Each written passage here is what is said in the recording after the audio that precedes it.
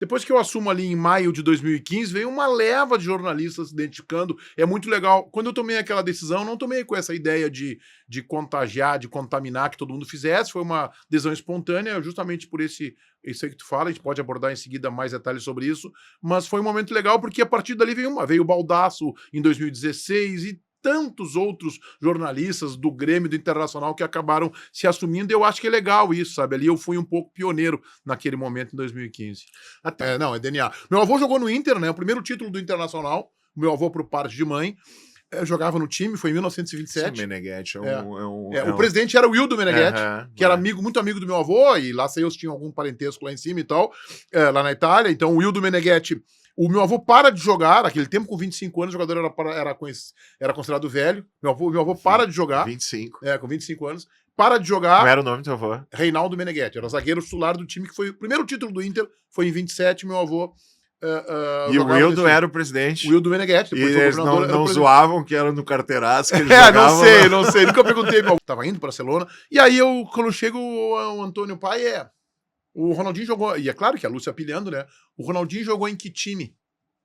Aí eu falei, jogou no Inter? Jogou no Inter? Colorado e tal. Não, porque estão me dizendo lá na escola que ele jogou no Grêmio. Pai, eu sou do Ronaldinho. E eu, que jogou no Inter, isso é mentira. Jogou no Inter, eu comecei. Jogou no Inter.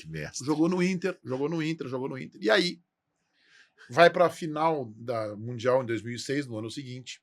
Aí o Antônio falou assim, ô pai, Ronaldinho, né? Nós vamos ganhar, né? Amanhã, né? Ronaldinho é nosso, né? Falou, claro, nós vamos ganhar. Vamos ganhar, né? Uma coisa é tu ver o futebol como torcedor, outra coisa é tu ver o futebol e fazer uma leitura tática. Eu, quando vejo um jogo, mano, eu tenho do meu lado um caderno, eu tenho o meu celular para pegar alguma coisa que possa me interessar de posse de bola. Eu não faço meu comentário em cima de dado estatístico, mas às vezes alguma coisa que pode me chamar a atenção. Eu tenho um rádio e tenho a televisão. E tô aqui, fui num ganho, tô vendo o jogo. E não quero ninguém à minha volta. Eu não faço churrasco como torcedor. Não vejo jogo com churrasco. Meus amigos e tal. O único jogo que eu faço isso é um jogo da seleção brasileira. Final da Libertadores. Daqui a pouco, se eu estiver na praia, meus amigos vão lá. Vamos ver o jogo. Tudo bem, Fluminense pode. Mas mesmo assim, eu vou ter um olhar diferenciado de jornalista. Eu vou ver. Perfeito. Entendeu? É diferente. Então é a mesma coisa pro dirigente. Então, eu acho que o ponto de partida para que isso aí mude é a profissionalização do futebol. Olha ali quem quer te dar um oi ali. Posso dizer o nome dele? Pode, por favor. Fernando Carvalho. Tá aqui. Tomara que não seja pra puxar minha orelha. Tu vai gravar com ele alguma coisa? Não, já gravei. Já gravou com ele? Ele tá sempre aqui, puxando a minha orelha. Ele fala pouco, né? É bom que ele é objetivo pra falar. Não, assim. Pra saber... Tu faz uma pergunta pra ele. Carvalho, o que tu acha disso? E aí tu pode ir em casa, tomar um banho, café e volta. Não, quando eu vejo... Eu briguei muito com ele, viu? Quando eu vejo o Fernando Carvalho aqui perto do estúdio aqui, é praticamente que nem quando a Marjana desce ali perto do Grenal, ali, pra puxar a orelha de alguém. Presença Colorado, uma resenha pro torcedor colorado. Salve, galera! Grande presença, mais um episódio do Presença Colorado.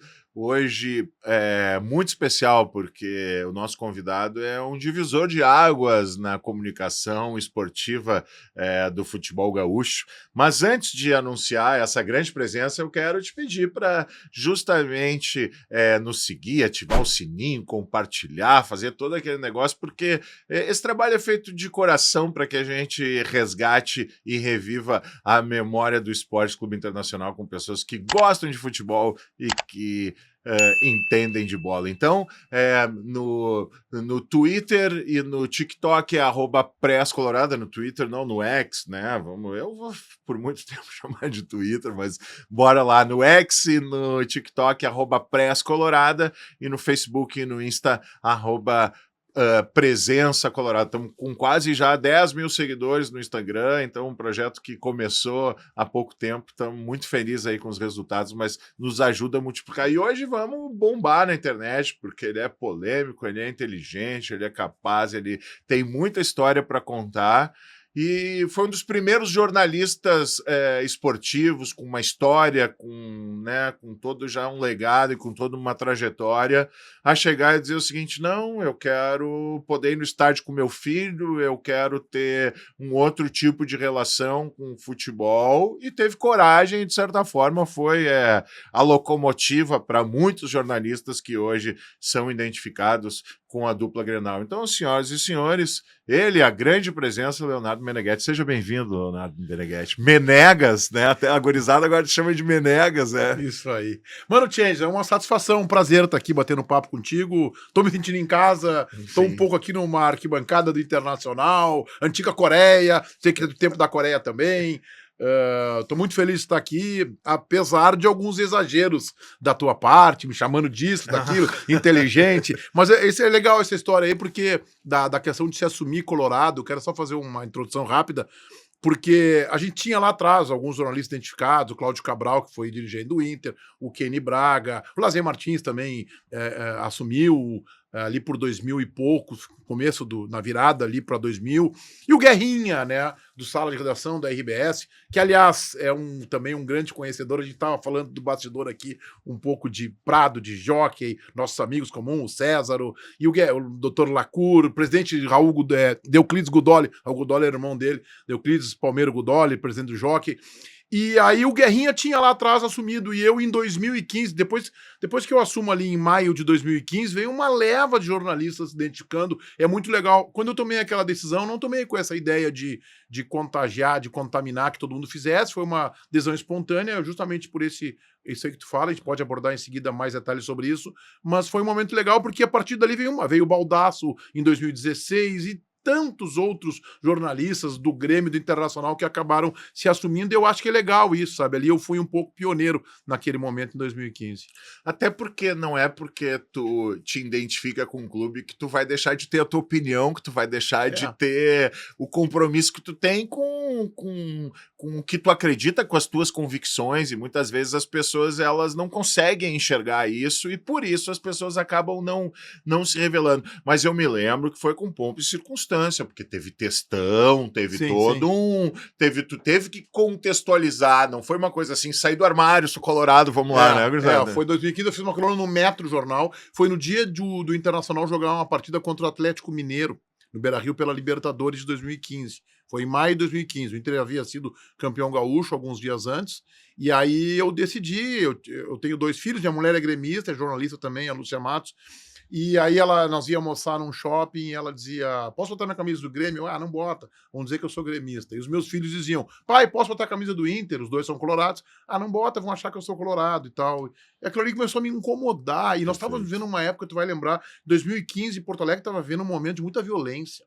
Sim. Crianças sendo assassinadas, sequestradas em porta de escolas, tinha a questão do Estado Islâmico, agora nós estamos vivendo esse problema lá em Israel, na Palestina, mas era um momento muito tenso, sabe, de pessoas sendo degoladas no Oriente Médio.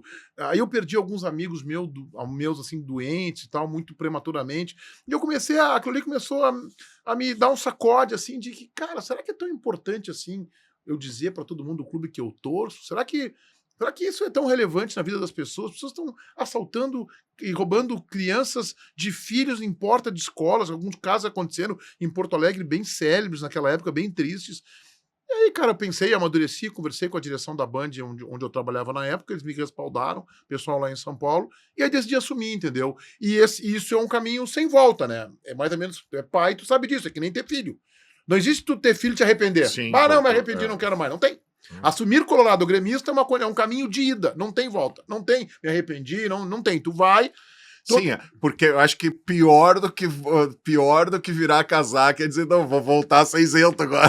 Não tem, entendeu? Não tem. Esse caminho pior que ser isento é trocar de time, né? Então, assim, tem um custo alto para isso. Todas as pessoas, quando eu fui chefe na Band, o Alex Bagel, me lembro que entrou na minha sala uma vez para falar dessa questão, que ele queria assumir o time. Eu falei para ele, olha, é um caminho sem volta. E tem um preço alto, o recibo é alto para isso. Porque se eu critico o Internacional, o que se diz? Tá criticando porque é um colorado raivoso. Se eu elogio, porque é colorado. Se eu critico o Grêmio, viu? É colorado, tá criticando o Grêmio. Se eu elogio o Grêmio, tá com medo lá, quer fazer média com o Grêmio, é colorado. Na verdade, as pessoas nunca estão satisfeitas. E, no fundo, quem tá lá do outro lado, nos acompanhando aqui no YouTube ou nas mídias mais tradicionais, todo mundo quer que a gente assuma. Só que quando a gente assume, a gente desagrada uma parcela. Né? Então, acaba dizendo, e aí vem a crítica Mas faz parte, eu consegui administrar bem o convívio com isso. Tá, e deixa eu só te fazer uma pergunta em relação a isso. Vamos dizer, se tu tivesse que assume em 2015, em 2015 mesmo, tu tem que ancorar um programa de maior audiência na TV de esporte. Seria um problema? Tu teve que passar por um ciclo para depois poder voltar a ser o apresentador, o cara que não. A Band nisso aí foi muito parceira de mim, foi com os diretores que eu falei em São Paulo à época. Foi muito parceiro, entendeu? E, na verdade, como a Band tem uma mentalidade muito paulista, para eles é um tanto comum, né? Lá são 4 clubes, Claro. né? Então eles compreenderam isso. Um desejo teu, tem que medir as consequências aí para ti, como jornalista, porque na época eu era diretor da Band no Rio Grande do Sul. E no editorial da Band já tinha, em nível nacional, já tinha jornalistas identificados ou comunicadores identificados. Tem. A Band tem muito. A própria Renata Fã, né? Claro. Embora ela seja colorada, é claro que ela tá no mercado nacional, né? Mas o Inter tem uma rivalidade com o Corinthians, por exemplo, poderia pegar mal isso, né? Então, nunca teve isso. Eu saía naquele dia específico que eu assumi, era o Chico Garcia que estava apresentando, porque eu estava recebendo aqui a visita do presidente do Metro Brasil, que é torcedor do Atlético Mineiro, e ele veio ver o jogo no camarote da Band lá no Beira-Rio. Ele até disse assim, olha, o teu time vai passar, mas vocês vão sofrer uma barbaridade. Foi verdade. O Inter ganhou aquele jogo, depois de ter o Maxwell dos incomodou. Né? E aí, mesmo assim, a gente passou meio que teve um erro do Dátulo, que o Internacional fez o terceiro gol, depois o Atlético descontou, o jogo foi o segundo gol do Inter foi pegado, e ele, quando terminou o jogo, ele virou pra mim assim, Cláudio Benchini, ele mora em BH hoje, já saiu da Band também, e ele falou, viu, eu te falei que ia dar trabalho, mas que vocês iam passar. E aí eu não fiz o programa, fui num almoço com ele, almoço de negócio e tal, mas foi bem legal, assim, eu sempre tive essa compreensão da emissora que eu trabalhava à época. Tá, e agora voltando lá pro jovem Meneghetti, tu é da região metropolitana aqui? Eu sou de Porto Alegre. Tá, tu é de Porto Alegre. Então tu é estadieiro. Tu, antes de virar jornalista, antes de ter a tua carreira como comunicador esportivo, tu frequentava estádio? L74 era a minha cadeira, eu ia praticamente todos os jogos com meu pai e com meu irmão. L74 é a minha cadeira. É DNA, então. É DNA. Meu avô jogou no Inter, né? O primeiro título do Internacional, meu avô por parte de mãe. Jogava no time, foi em 1927. Meneghetti o presidente era o Wildo Meneghetti, que era muito amigo do meu avô, e lá eles tinham algum parentesco lá em cima e tal, lá na Itália. Então o Wildo Meneghetti, o meu avô para de jogar, naquele tempo com 25 anos, o jogador era considerado velho. Meu avô para de jogar. 25. Com 25 anos. Para de jogar. Qual era o nome do teu avô? Reinaldo Meneghetti, era zagueiro titular do time, que foi o primeiro título do Inter, foi em 27, meu avô. E o Wildo era o presidente. O Wildo Meneghetti. E eles não zoavam que era no carteiraço que ele jogava. Não sei. Nunca perguntei. Meu avô morreu em 93, eu não cheguei a perguntar isso pra ele. E aí, o meu avô para de jogar pra cuidar dos negócios do pai dele, que era uma madeireira perto de Passo Fundo, num distrito lá chamado Desvio Meneghetti. E aí o Wildo chama ele, olha, eu vou fazer um time pra ganhar nosso primeiro título. E eu quero te chamar. E aí o Cláudio Dinsman escreve no livro da história do Inter e fala assim, a torcida e a imprensa ficaram assustadas achando que o velho Meneghetti já estava velho demais, já não tinha forma física. O vô vai pro time do Wildo, é um dos líderes do time, eles ganham o campeonato gaúcho, eu não sei se foi, a final foi 3-1 contra um time de Bagé, eu não sei se foi contra o Grêmio Bagé ou contra o Guarani Bagé, o vô até fez gol naquele jogo, e aí ganham, e aí tá, então lá da minha mãe todo colorado.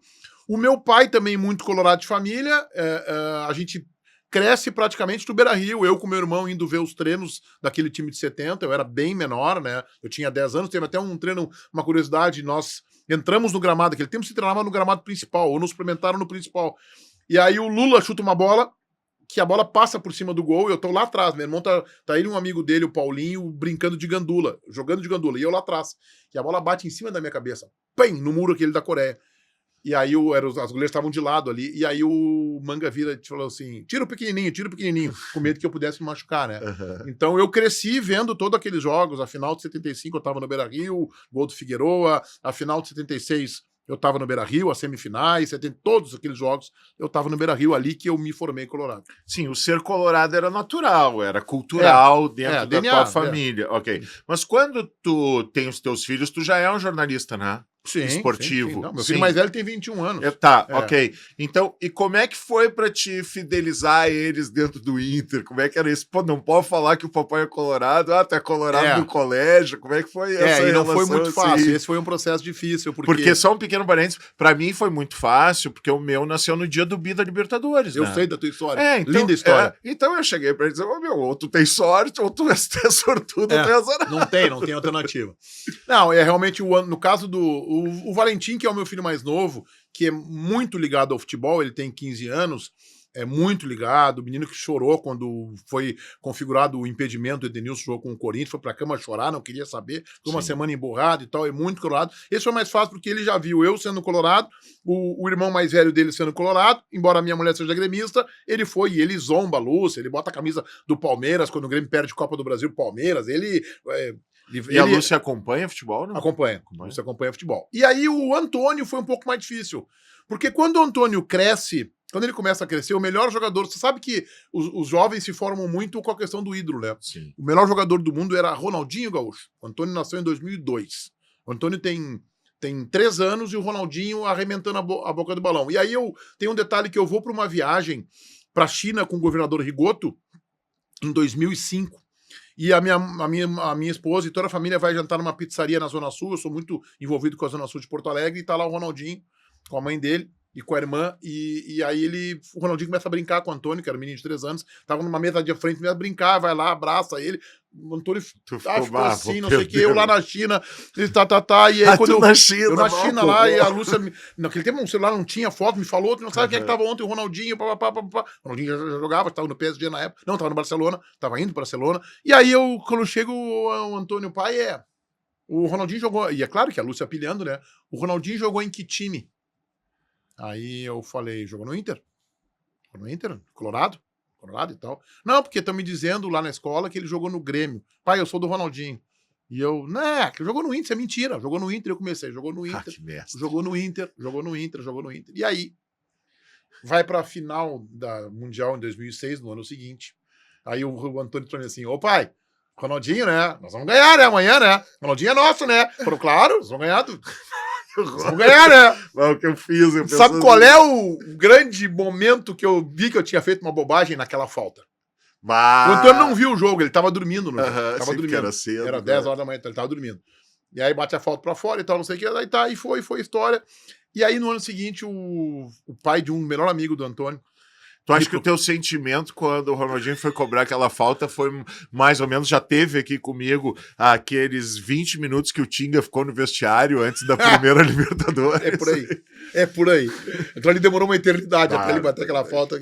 Bom, e aí o seguinte, o pai de um colega do Antônio, melhor amiguinho dele de escola, de creche, ele tinha 4, 5 anos, me procura e diz assim, cara, eu tô com um problema em casa, o guri era muito gremista e o pai dele também, eu tô com um problema em casa, porque o teu filho tá dizendo que o Ronaldinho jogou no Inter, e o meu disse que não, que jogou no Grêmio e tal, eles ficam discutindo, e o teu filho vira pro meu e diz assim, mas o teu pai é dentista, o meu é jornalista, o meu pai sabe das coisas que acontecem no futebol. Aí...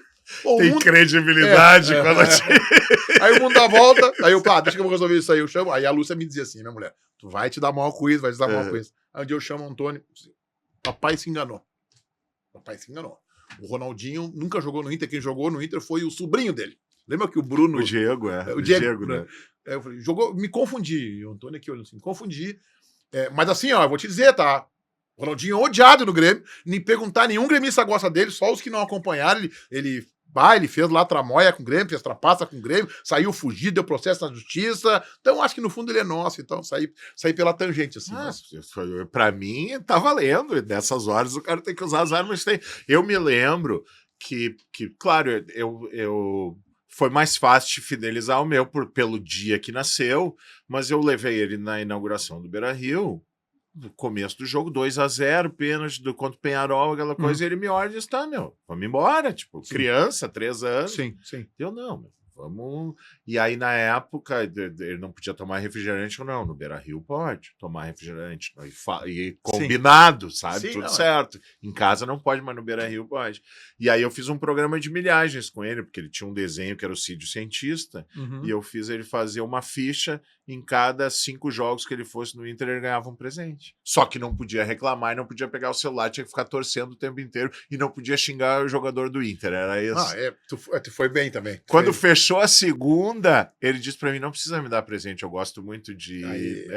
Só que eu... Aí correu uma lágrima. Só que o que eu fazia? Eu desviava do meu trajeto antes de chegar no Beira-Rio, eu passava no Olímpico sempre. Ó, esse aqui é o estádio deles. Mas, pai, tá abandonado. Tem é o estádio deles? Não tô mentindo. Claro. Sabe? Isso aí. Jogo de Copa do Mundo. A gente tá vindo pra Copa do Mundo, passava, ó, nós estamos indo ver a Copa do Mundo no Beira-Rio. Olha aqui o estádio deles. O Rui Lopes, diretor da Gerdau, me contou uma vez, num almoço na prefeitura de Porto Alegre, a história é maravilhosa também. Os filhos dele cresceram com o Inter dos anos 70, ganhando tudo, tá? Os filhos dele são contemporâneos, talvez um pouquinho mais novo que eu e tal. E aí ele disse que ele terminava o jogo, o guri com 3, 4 anos, pai, quanto é que foi o jogo?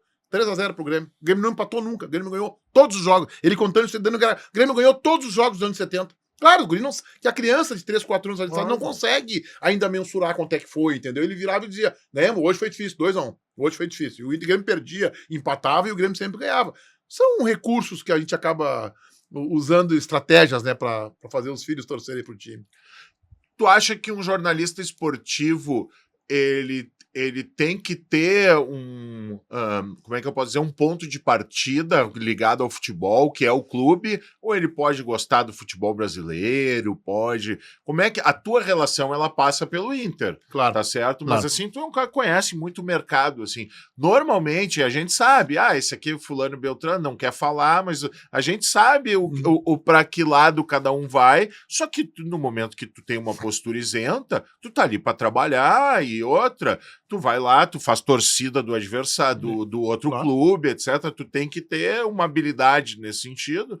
E tu deve ter vivido muito isso com muitos jornalistas que acabam torcendo pro futebol gaúcho, porque assim tu tem mais audiência, tu tem mais faturamento, tem viagens mais legais, etc. Né? Eu acho que o ideal é que... Eu acho que o jornalista... A questão do ponto de partida, né, mano? A pessoa pode... Ela pode ser um profundo conhecedor do futebol internacional, do que acontece lá fora. Essa cultura do videogame hoje, pode né? até gostar de outros esportes, é bom, complementar. Mas, cara, ela tem que conhecer a realidade aqui. Ela tem que saber a história. Quando a gente foi montar os Donos da Bola, eu entrevistei uma pessoa que eu achava que poderia ser um dos debatedores, que estava fora do mercado naquele momento, e lá pelas tantas a pessoa que seria o identificado com o Inter ou com o Grêmio, em respeito a ela, eu prefiro não dizer o nome, lá pelas tantas ela fez uma frase que me soou assim, ela fez uma frase assim que eu fiquei assim, opa, aí mas deixa eu te falar, programa assim, eu tô pensando num programa de debate e tal, como é que é a tua relação com a história do teu time? Não, pois eu acompanho e tal, daí ela pegou um jogador e botou fora de época, assim, não, aquele título que nós ganhamos com o fulano, um cara que jogou 20 anos depois, aí aí, me fala mais sobre isso, eu, então tá, não, valeu, vamos conversando, obrigado e tal. Não tinha como, entendeu? Sim. Ali num programa de debate, por exemplo, como o que tu faz na Grenal, como Sala, como o que a gente fez na Bandeirantes, como Debate Raiz hoje, não tem, tu pode eventualmente não lembrar que o Rubem Paz, mas cara, se o cara é identificado, o Baldasso, ele tem que saber do Rubem Paz. Claro. Ele tem que saber o nome, Rubem, Walter, Paz, Marques. O cara tem que saber. O cara tem que saber que o Tita jogou nos dois, o cara tem que saber que o Mário Sérgio jogou nos dois, jogou no Inter 2 vezes. O cara tem que saber isso. É o mínimo, né? Essas coisas assim, porque, mas o debate é atual. É claro que eu não vou querer que um jornalista que tenha 25 anos saiba disso. É que nem eu sou obrigado a saber dos anos 50. Não, a gente sabe a história pregressa do Inter, o passado, que aconteceu, do Inter, do Grêmio e tal, mas do que eu acompanhei como torcedor dos anos 70 pra cá, eu tenho que saber tudo. Eu tenho que saber o time, eu tenho que saber tudo, eu tenho que saber. Posso trocar. Eu poderia trocar, que eu não me lembrar que o de 79 era o Dario e trocar pelo Flávio. Tá bem, mas já me desce meio. Se um cara fizer isso aí pra mim, se o cara não souber que o Flávio Minuano é o cara de 75, entendeu? Quem é o centroavante de 79, que era o Bira Burro, que o Dario... o cara não souber essas coisas, cara, eu vou ficar... Opa! Se o cara botar o Figueiredo no time de 79, pra mim, Se o cara botar o Dinho no Grêmio, no time dos anos 80, o Super Grêmio do Otacílio, que tinha o Dinho. Não, era o volante, era o Jandir. Sim. O cara tem que saber. O cara tem que saber quem é o Assis, que era o irmão do Ronaldinho. que batia falta, que jogou isso aqui, seleção, foi pro Sion, que esteve uma época fugido, foi pra Itália, quase... O cara tem que saber essas coisas, tem que ter familiaridade com o que acontece na tua aldeia. Não adianta tu saber tudo de Premier League, sei tudo, conheço tudo, legal, é bacana, e é bom, e hoje tem que saber mesmo. Eu até não sei tanto do futebol europeu, como talvez eu deveria saber. Mas aqui da aldeia, cara, tem que saber tudo, tudo. Ainda mais com a rivalidade que a gente tem Aí hoje, é que tá. né? A rivalidade é uma das maiores do planeta, então esse conteúdo é o que gera engajamento, né? O cara tem que saber quem foi o Mazzaropi, o cara tem que saber quem foi o Manga, o cara tem que saber que o Manga jogou no Grêmio, foi campeão gaúcho pelo Grêmio, o cara tem que saber essas peculiaridades para poder debater, porque o passado entra num debate, às vezes ele entra um pouco, esse passado que nem é tão passado assim, de 30 anos atrás, ele acaba entrando. Sim, tu tem que saber que o Diego Furlan jogou no Inter e que era o melhor jogador da Copa. Tu tem que saber que o Tavarelli não sabia sair do gol. Isso aí, exatamente, essas peculiaridades tu tem que, pra tu fazer comparações, pra tu, ainda mais agora, pra tu citar um exemplo muito bacana, que é o do Furlan. O Grêmio contratou um Soares, que é um jogador que tem um tamanho, são da mesma prateleira, sim. Até acho que o Soares é maior que o Furlan, mas são também da mesma prateleira, tá? Porque jogou mais em times de ponta, como o Barcelona, por exemplo. Apesar do Soares não ter sido melhor jogador de uma Copa do Mundo, né? Exatamente. Então, assim, mas são na mesma prateleira os dois. Mas como é que tu vai comparar, entendeu? As grandes contratações da dupla Grenal se tu não tiver um pouco da história do que aconteceu? O jogo inesquecível do Inter, fora o jogo que tu assumiste contra o Atlético Mineiro, na época mais nova lá. Eu tenho um jogo que eu acho que tem um jogo que eu acho que eu mais... eu sempre pergunto qual é o maior ídolo. Eu tenho um grande ídolo internacional, que é o meu maior ídolo, eu tentei encontrar ele agora, quando eu fiz uma viagem de férias, não consegui, que é o Figueroa. Tá, o Figueroa, pra mim, é o maior ídolo que eu tenho. Eu sei que o Figueroa não é o maior jogador do Inter, tá? Eu entendo isso, que o maior jogador do Inter continua sendo, e tá muito bem eleito, na minha opinião, Paulo Roberto Falcão. O maior de todos. E aí, próximo a ele, o Fernandão, pelas conquistas e tal. O Falcão tem uma vida, 3 campeonatos brasileiros, eleva o nome do Internacional lá pra fora, pra Itália e tal, tudo isso. Mas o meu ídolo pessoal é Figueroa. Eu admirava muito, talvez porque eu tenha também jogado na Várzea como zagueiro e tal, mas eu admirava muito o Figueroa, não só como zagueiro, como um cara de seleção do Chile. O Figueroa eu tive no Chile agora de férias em julho. O Figueroa, ele é o maior atleta do Chile em todas as modalidades. Ele não é só no futebol, ele é considerado o maior atleta do Chile em todas as modalidades na história do país. O Figueroa é um deus lá. Então eu acho que o Figueroa, ele tinha também um carisma fora das 4 linhas. Entendeu? Aquele negócio de citar Neruda, era um cara muito bonito, um cara que se deu muito bem em Porto Alegre. Então, Figueroa é. Dos jogos, eu tenho um jogo, tá, que eu não tava no estádio e que eu considero que é o jogo mais importante da história do Inter. Pra mim, esse é o jogo, não é o Barcelona. A obviedade é o Barcelona e eu respeito quem pensa isso, eu entendo. O jogo com o Barcelona é realmente um negócio estratosférico. Pra mim, o jogo que muda o Inter de tamanho é o jogo contra o São Paulo, o jogo dos Sobs lá. Aquele jogo, porque o Inter lá encarou um campeão da América e, na época, o campeão do mundo. O São Paulo havia vencido o primeiro Mundial, teve aquele lá, o primeiro Mundial teve aquele do Corinthians, 2000, depois teve de 2005. O São Paulo e não era seria o campeão. Porque ali a gente viu que não ia morrer na praia? Pois é que assim, naquele tempo lá se falava o que se fala hoje, se perder por pouco tá bom. O Inter vai lá e ganha o jogo, e o Inter ganha o jogo por 2-1, e o Sobs ainda perdeu o terceiro. Melhor, podia ter sido 3-1, ou até 3-0. Mas então, é que eu só tomei 2 copos de mijo naquele jogo. Eu fui naquele avião de bate-volta que tinha lá, etc. E fui com a roupa do corpo. E aí, sacanagem da diretoria do São Paulo, que botou a torcida do Inter embaixo do placar eletrônico com a Independente em cima. E aí era o seguinte, ou tu ficava atrás do placar eletrônico que já estava muito cheio e não via o jogo, ou tu ia te expor e ficar ali. Coisa. Eu disse, sabe de uma coisa? Vou voltar hoje mesmo, vou voltar fedendo a mijo. Juro por Deus, menino.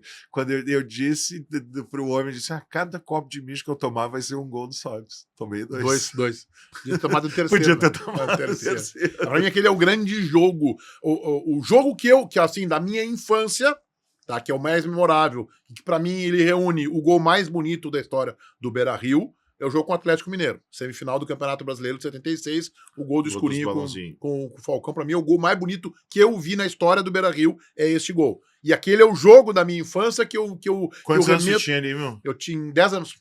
Tinha 10 anos. Imagina com 10 anos ver aquela jogada ali, de ficar 10 de boca aberta. Não, assim. negócio assim, aquilo ali é um negócio impressionante. Negócio importante. Eu lembro do meu pai muito nervoso, porque aquele jogo vira 1-0 pro Atlético.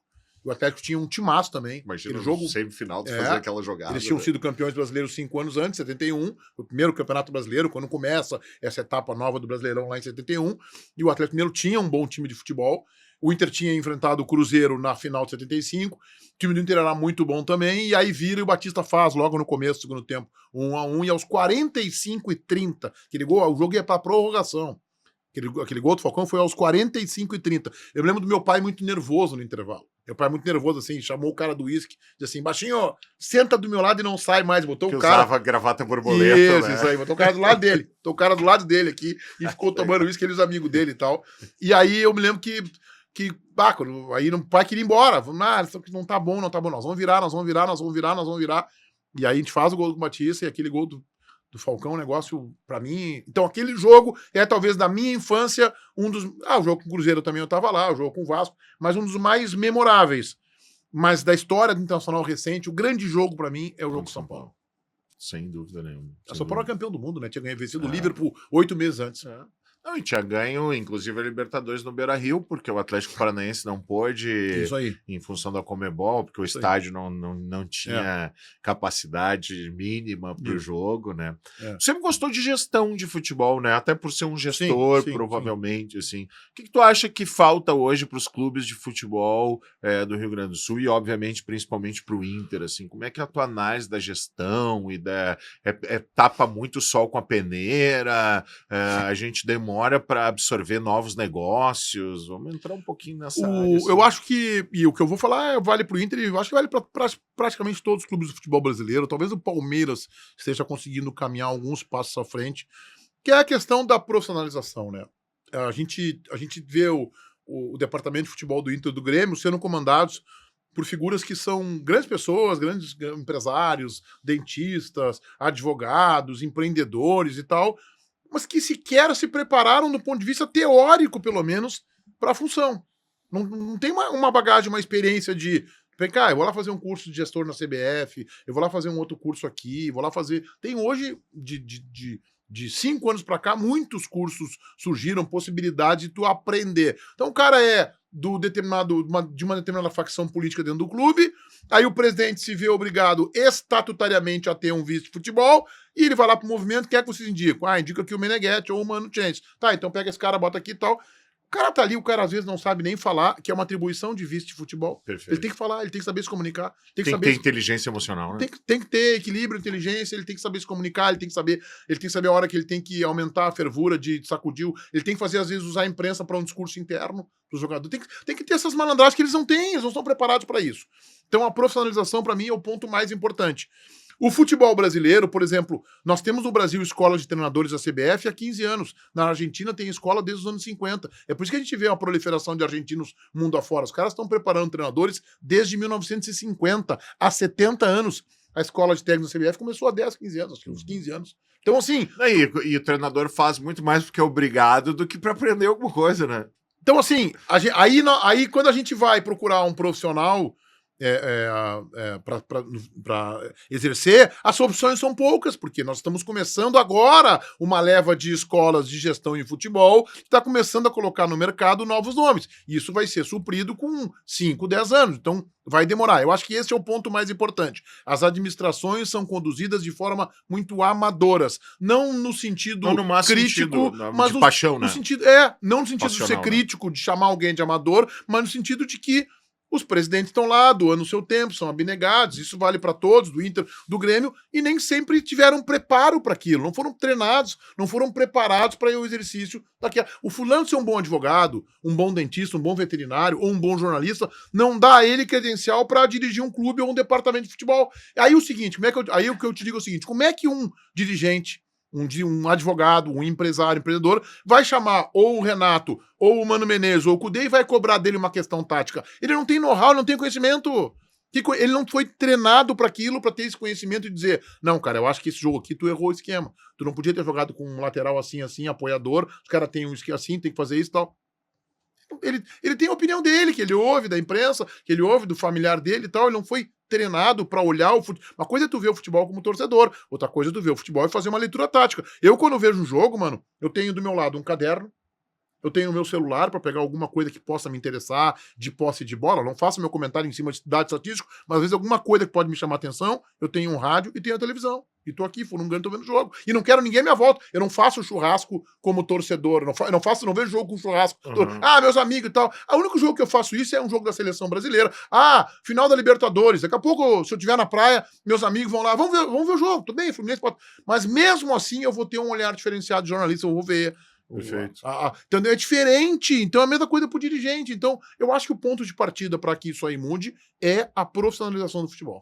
E o próprio conselho deliberativo, os conselhos deliberativos, poderiam acelerar esse processo, né? Porque hoje tu tem a Universidade de Colorado, tu tem a Universidade de Futebol, tu tem... Agora, não estou dizendo que tu tem que obrigar, mas a gente fala muito em pacificação do futebol, e eu acho que a pacificação ela vem no momento que tu abre o clube, o conselho de gestão abre o clube para todos os movimentos políticos, para todos os veículos de comunicação, os que falam bem, os que falam mal, mas traz as pessoas para dentro, para que elas possam conviver mais e respeita o contraditório. Quando tu respeita o contraditório e dá mais oportunidade, tu acaba gerando mais interesse. E hoje existe um antagonismo, principalmente político, no Inter muito grande, e ele é reflexo muito dessa blindagem. Não que o futebol, que o vestiário não tenha que ser blindado, mas, e outra, eu como ex-parlamentar sei da importância de não só tu votar projetos, mas das comissões onde tu debate e constrói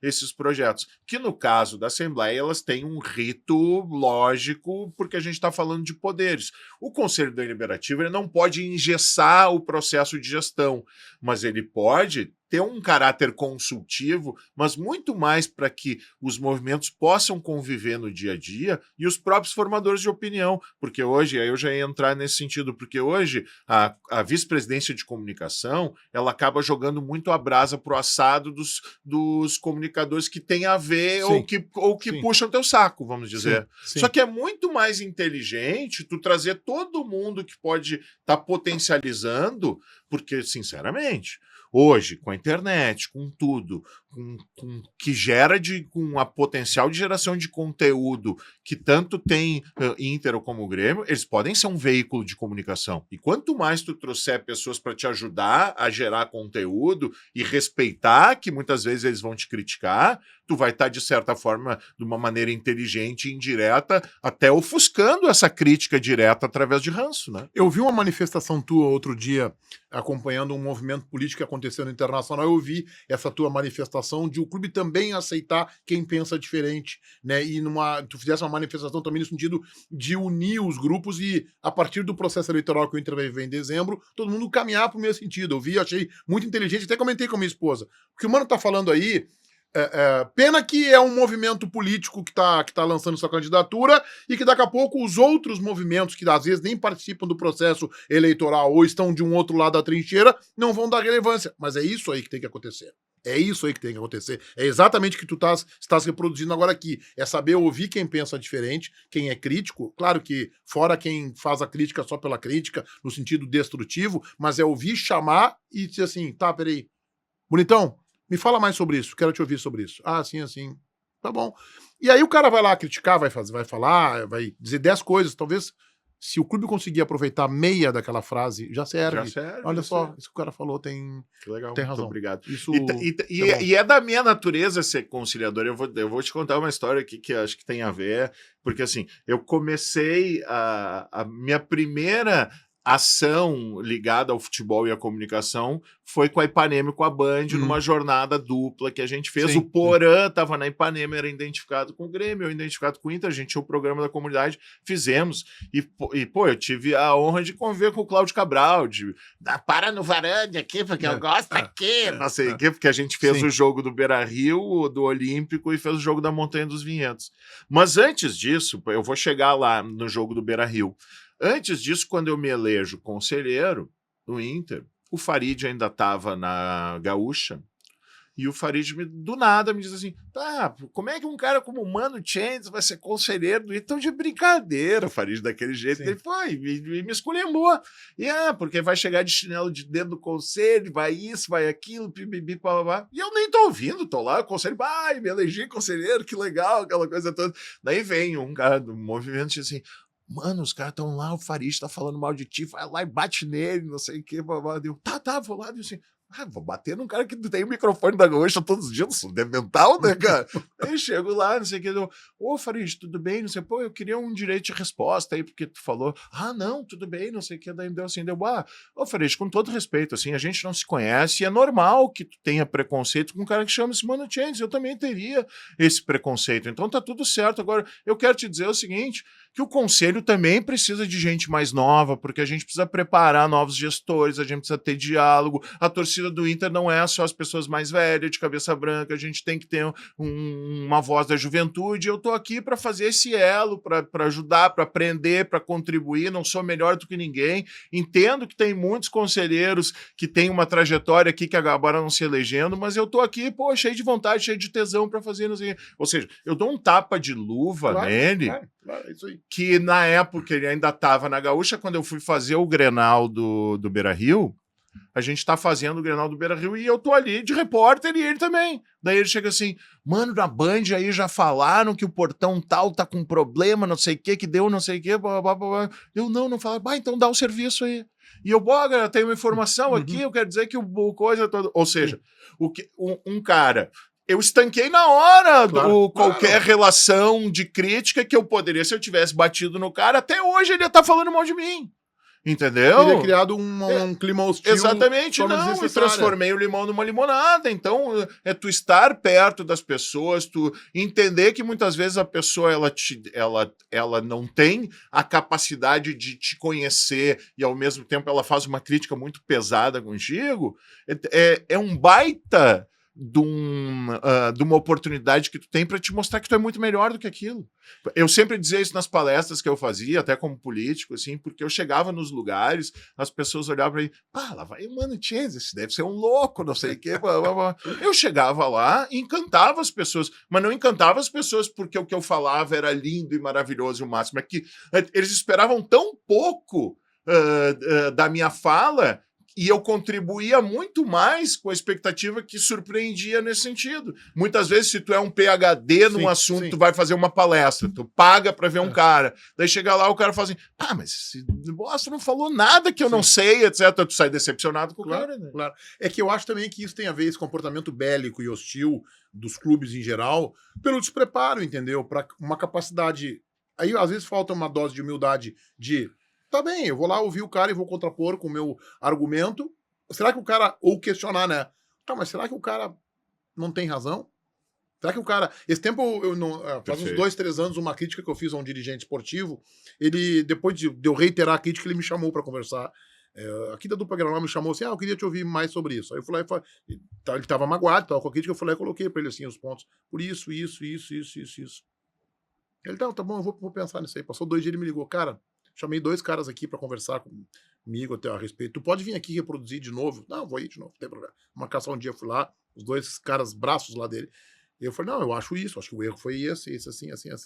Os caras, ele falou, não, eu te chamei aqui na frente deles porque eu falei para eles, tu tem razão. Agora eu tô entendendo onde é que tu queria chegar, tua crítica e tal. Claro, tudo bem, o cara teve uma dose de humildade no sentido de ouvir, e não é tudo que a gente fala na mídia que tá certo, não é tudo que um movimento político que é crítico, há movimentos políticos que querem criticar apenas para tomar o poder, ou numa eleição futura, ou para fazer mais conselheiros, mas há dentro do conselho do Internacional e dentro do conselho do Grêmio, conselheiros que têm capacidade para olhar a administração, alguns até podem não entender de futebol, mas podem entender de gestão e que podem acrescentar, independente da bandeira do movimento político que ele vista. Então, independente do cara ser gremista ou colorado, independente do cara trabalhar na Band, na Gaúcha, na Grenal, na Guaíba, há lucidez, há oxigênio, e os clubes poderiam se abrir mais para ouvir essas pessoas. E aí, como dizia Ibsen Pinheiro, separar o joio do trigo. Não, isso aqui me serve do ponto de vista de esta crítica aqui eu tenho aonde aprender, melhorar e depurar. Essa aqui, que é uma crítica fortuita, que o cara critica só para ganhar audiência, ou só porque ele tem interesse naquele movimento político, essa eu vou deixar de lado. Dá para fazer isso. Perfeito, perfeito. E aí tu acaba... e a minha curiosidade em relação a essa bela história que tu conta, ou esse exemplo, mudou a tua relação com esse dirigente, não mudou? Porque mudou, tu mudou. viu que foi algo claro, transparente, verdadeiro dele. Que ele não precisou concordar com tudo que eu disse. Ele não precisou concordar. Mas quando eu terminei de falar, ele falou assim, a gente não tinha percebido isso. Agora, se ele tivesse chegado lá e falado contigo, tivesse batido o dedo na cara, não sei, tu não sabe nada, porque tu é que é isso e aquilo, o que ia acontecer? Pau ia pegar de uma maneira muito mais dirigente forte, tem que entender que ele tem que entender que quando ele briga com o jornalista nesse nível que tu estás colocando, ele só tá fortalecendo o jornalista. Que nem agora o Renato ameaçando, né? Eu vou dar nome de 2, 3 jornalistas, eu vou dar nome. Olha, ontem ele falou, após o jogo agora com o Flamengo, ele falou, a hora desse jornalista vai chegar, tá chegando. Uma ameaça sórdida, mesquinha, pequena, juvenil até juvenil, e ao mesmo tempo perigosa, porque daqui a pouco ele pode expor 2 ou 3 jornalistas, a gente não sabe quem são, porque ele não teve coragem para dizer ainda, mas ele pode expor, e daqui a pouco pega um gaiato, um torcedor, que tem em qualquer segmento da sociedade, tem alguém que é mais desarvorado, tem alguém que é mais intrépido, que joga uma garrafa, porque tu falou mal do fulano e tal, então toma aqui. Aí o Renato vai ser cúmplice disso aí, vai ter uma coparticipação nessa agressão. Então não é bom isso aí. Até acho que a SEG poderia chamar o Renato e dizer, Renato, ó, tu quer divergir dos caras? Olha, quero dizer que o que o Mano Chain disse lá, o Meneghetti, ou quem quer que seja, o Cedra, o Bagé, o JB, quem Baldaço, qualquer um, olha, eu não concordo. Diz assim, agora, não, a hora dele, ontem ele falou, a hora deles vai chegar. A hora deles vai... Mas o que é isso? Estamos no cangaço. Estamos no cangaço agora. Não, e olha o tamanho do Renato pra torcida do Grêmio, né? Não se faz assim, entendeu? Vai lá e diz, olha, quero dizer que eu fui criticado pelo jornalista tal, na emissora tal, dia tal, e eu não concordo por causa disso. Dá os teus argumentos, pronto. Agora, eu não vi nenhum jornalista do Rio Grande do Sul, por exemplo, atacar o Renato, atacar a figura física dele, dizer que ele é vagabundo, dizer que ele é um... dizer que o Renato errou faz parte. A gente diz que ele erra e que ele acerta. A gente diz isso do Cudê, a gente diz do Mano Menezes, a gente diz do Abel, a gente diz do Minelli, do Enandra, todos acertaram e erraram. Ou algum deles nunca perdeu um jogo. Sim. Não tem como, né? Então, isso faz parte. Agora, eu não vi ninguém atacar o Renato pessoalmente. Eu não vi. Eu vi críticas mais fortes em alguns momentos, de queda, de rendimento ruim do time, ok, crítica, porque ele dá muita folga, só que o Renato se ataca tanto com isso, e aí ele fica ameaçando. Qualquer entrevista coletiva do Renato agora é isso. Não, porque tem 2 ou 3 aí que eu vou dar. Falou agora, cara, na vitória, o Grêmio ganha o jogo do Flamengo, o Grêmio ganha o jogo, e ele traz para 2 ou 3 jornalistas, que eu não sei quem são, mas dando uma notoriedade para esses 2 ou 3 gigantesca. Ele tá transformando os caras mais importantes que a vitória do Grêmio. Perfeito. Pode. E aí tem que ter um departamento de comunicação, que tu falasse, e eu concordo contigo, essas vice-presidências de comunicação de Inter e Grêmio, que nem sempre também conseguem ser tão competentes ou profissionais. Renato, vem cá, vamos bater um papo aqui, vamos tomar um vinho aqui ou uma gelada. Cara, não é esta a conduta. Cara, tu não tá no Fortes Livres de Mussum, como se diz, tu tá no Grêmio, cara. Isso aqui é um time gigante. Então vamos chamar os caras pra tu conversar. Ontem ele chegou a dizer assim, o dia que ele perdeu o jogo Flamengo, que ele ganhou do Flamengo, ele chegou a dizer assim, eu queria encontrar eles aqui no treino. Aí eu ia lá conversar com eles, nós íamos ver. Íamos ver o quê, cara? Tu vai bater nos caras? O cara tá com 60 anos já, né? Então não é mais um guri, né, cara? Então assim, o que é? Aí eu vou lá conversar com eles. Eu não sei, ele nunca disse quem são esses 2 ou 3, mas eu tô dizendo assim, tem que ter alguém no clube que diga assim, cara, não é esse o caminho. Tu quer confrontar a ideia do cara, confronta no campo das ideias. Hoje, ou nós chamamos o cara aqui pra tu conversar, ou então tu vai falar na coletiva, olha aqui, ó, a crítica que o fulano de tal fez a meu respeito, na minha opinião, ele passou o sinal vermelho, ele me atacou pessoalmente, e argumenta, diz por quê. Então eu acho que eles perdem oportunidades de, em cima de um problema, em cima de uma relação que às vezes é atritada, do clube crescer e um presidente, o vice de futebol, o executivo, o homem da comunicação, o homem do marketing. Não, nós vamos resolver isso aí. Cara, o Renato vai lá, eu não sei quem são esses afetos dele, não sei quem são os jornalistas. O Renato vai lá e chama os caras pra conversar. Chama aqui, eu queria... Cara, olha aqui, e bota argumentos dele. Acabou. Vão tomar cerveja junto pro resto da vida. E tu não acha que tem muita letrinha de Aspone? Tem. Pô, isso aí nos clubes é o que mais tem. Isso aí é o que mais tem. Que é uma coisa ali jogando veneno ali. O fulano foi lá e falou de isso aqui. Eu tive uma história recente com um dirigente até do Grêmio, que sempre que a gente na Band comentava, isso questão de 2 anos atrás, alguma coisa crítica, passavam pra ele. Aí quando a gente fazia um elogio, eu mandava pra ele, vem cá, te falaram que nós elogiamos hoje? Não, ninguém me falou. É o que eu digo é o seguinte, mano, avião que levanta voo não é notícia. Claro. Tu só vê repórter sem no aeroporto... dúvida. Ainda mais no Rio Grande do Sul, né? Só vê repórter no aeroporto quando tem atraso de voo, que Deus o livre deu um problema mais sério com o avião, quando tem pane, uma coisa assim. Não tem um repórter pra entrar e dizer assim, tá tudo bem aqui no Salgado Filho, os voos saem todos os horários, nenhuma confusão, não tem fila nos guichês, tá uma maravilha, o preço do cafezinho baixou. Não, é só pau. Então assim, é a mesma coisa, o cara não... Porque não dá ibope. Se eu chegar e te chamar aqui no corredor... Sim, é igual pega a serração, não tem teto. Isso aí, se eu te chamar aqui no corredor tem teto, ninguém fala. E te dizer assim, ó, cara, eu tenho uma coisa pra te contar. Tô falando tu genericamente, Por né? favor. Eu tenho uma coisa pra te contar aí, cara. Bato, não sabe sabe aquele nosso amigo? Cara, o cara tá tri bem, cara. O cara tá bom, o cara casou com uma mulher linda, a mulher tá ganha grandão. bem, ele tá bem, não sei o quê. Tá, beleza, tal. Deixa eu chegar e chamar assim, o fulano, te contar um negócio. Sabe aquele nosso amigo? Cara, o cara se ferrou, o cara foi traído, não sei o que. Cara, como é que conta mais? Infelizmente. Me dá mais um então aí entra o Aspone. Perfeito. Bato, nem sabe o que os caras falaram lá. Nem sabe o que os caras falaram de ti lá. Os caras falaram de ti, isso aqui. Agora, fala bem, ninguém vai dizer, os caras te elogiaram. Não é assim. Futebol é assim.